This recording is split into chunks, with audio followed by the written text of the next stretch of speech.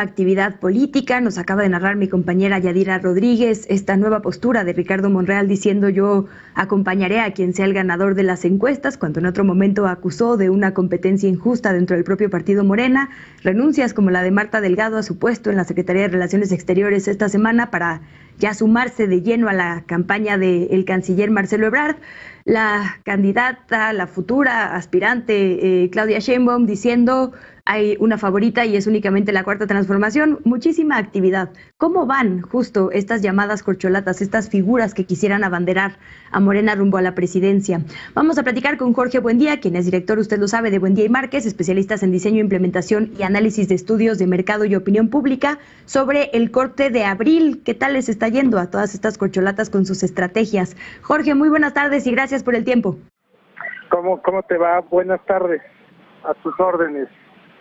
Gracias. Tengo ya aquí la encuesta nacional de opinión pública, abril 2023, que mide un montón de cosas, pero entre ellas, por ejemplo, los atributos de aspirantes. ¿Cómo le está yendo a Claudia Sheinbaum, a Marcelo Ebrard, a Gerardo Fernández Noroña, a Adán Augusto López en cuanto a la percepción de honestidad, de cercanía a la gente? Cuéntenos, ¿qué han encontrado?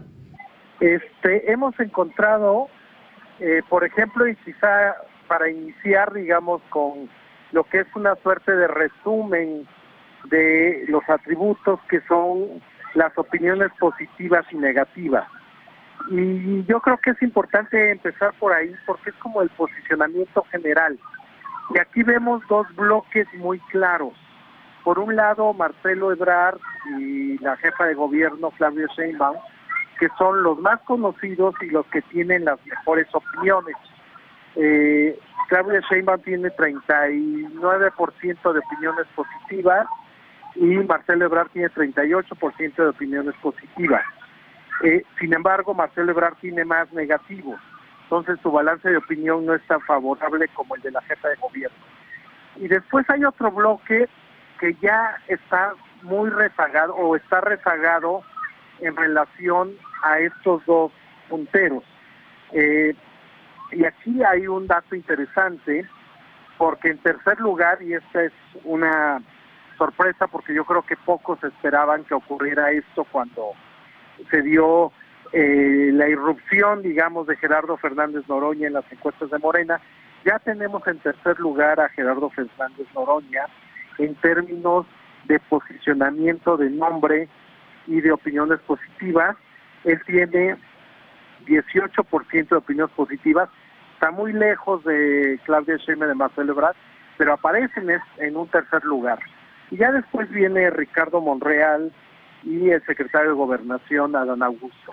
Entonces, así hay dos bloques claros en términos de posicionamiento, y lo mismo se repite cuando medimos pues, varios de los atributos, como mencionabas, conocimiento del país, cumplimiento de promesas, honestidad, donde en términos generales la jefa de gobierno gana en prácticamente todos estos atributos, con la excepción de que también conoce el país. Y que esto en parte se explica porque se le asocia pues, obviamente más con la Ciudad de México, digamos, en detrimento del resto del país, pero es más una percepción de cómo se le ve desde otras regiones del país. Ahora, en cuanto a la pregunta, que es como la variable principal de este tipo de ejercicios, de a quién le gustaría que fuera el candidato a la presidencia por el partido Morena, tenemos que Claudia Sheinbaum va en la delantera con 33% de intención de voto, de apoyo, seguido por Marcelo Ebrard con 22%, y ya más alejado tenemos a Fernández Noroña con 10%, Ricardo Monreal y el secretario de Gobernación, Adán Augusto, están con cifras de un solo dígito, también ya más rezagados. Estos serían en síntesis los principales hallazgos de la encuesta. Es curioso si vemos, por ejemplo, todas estas descripciones que ya nos dice, pero si vemos los negativos, por ejemplo, considera bueno un candidato o candidata a presidente de la República, Ricardo Monreal es donde aparece bastante alto, y el propio Ebrard, ¿no? Nos dice, está en este puntero, digamos, en qué tanto cumple lo que dice, qué tanto conoce al país, pero también les va muy mal, ¿no? Como que hay gente que tiene opiniones absolutamente definidas en cuanto a los hombres, y la doctora Sheinbaum pues tiene esta percepción, digamos, buena. Le preguntaría ahora también por un asunto que está como en la mira pública, ¿no? Muchos se dicen, es que es como colita, ¿no? O esta protección, digamos, todavía del presidente AMLO. Y por eso tan interesante esta pregunta, ¿debe haber continuidad o cambio?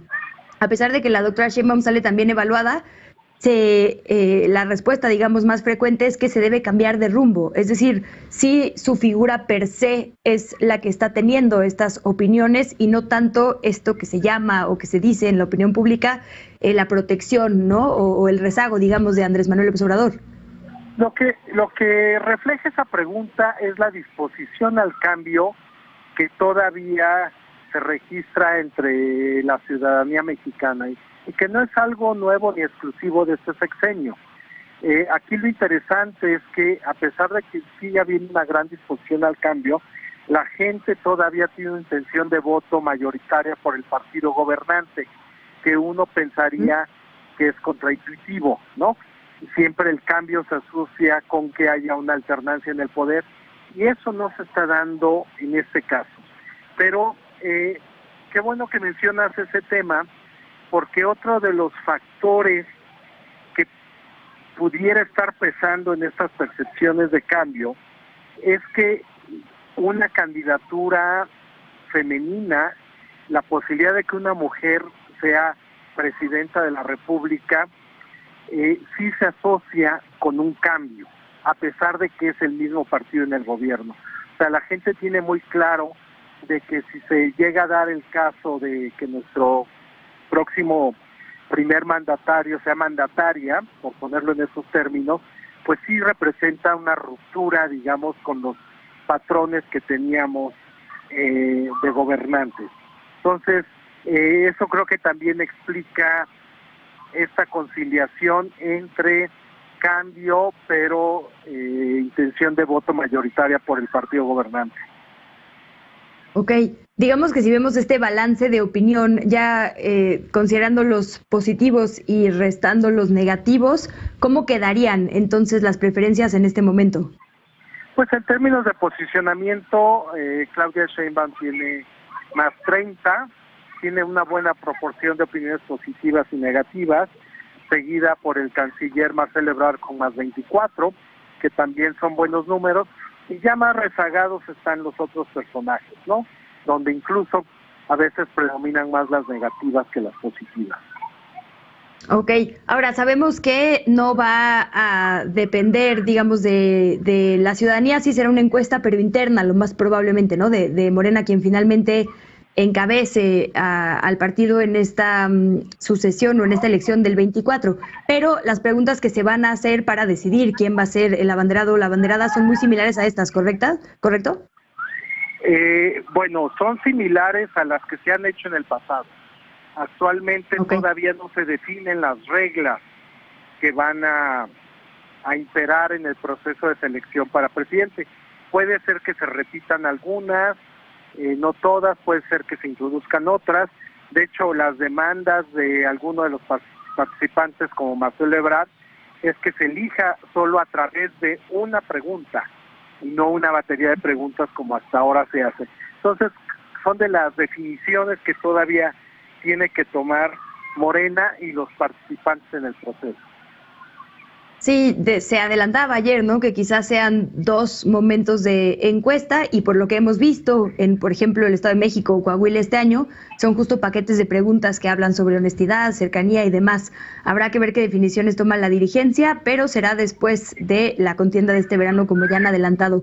Pues muchísimas gracias, Jorge, buen día. ¿Cuándo podemos ver la siguiente actualización o con qué frecuencia van a estar ustedes dando nuevos datos a las audiencias? Pues tenemos programado a finales de mes tener otra encuesta que se difundirá a través de un medio nacional. Perfecto, pues si nos permite mantenemos la conversación rumbo a ver cómo avanzan todas estas corcholatas. Muy buenas tardes y gracias, Jorge, buen día. Hasta luego. Escuchó usted al director de Buendía y Márquez relatándonos lo encontrado